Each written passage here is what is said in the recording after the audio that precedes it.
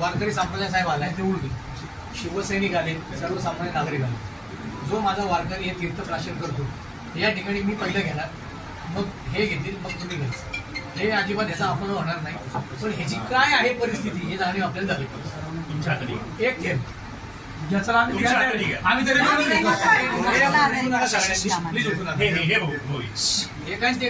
संजीव ओचे असते मला पहिलं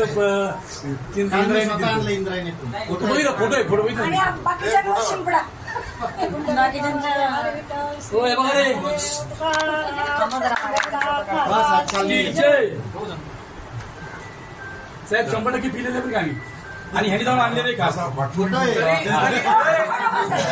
तरी पण एक सांगतो की हे सगळे वारी सुद्धा आता हे सगळं जाहिरात पाणी जोरात झाली, म्हणजे मीडियाने दाखवलं. त्याच्या आधी आपल्याला जाग आली होती.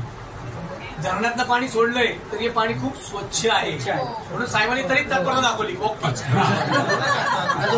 बोला पुंडलिक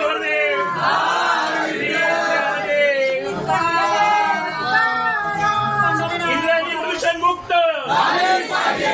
प्रदूषण मुक्त. साहेब आता तुम्ही काय काय कारवाई करणार हे आमच्या सगळ्यांना सांगा. विषय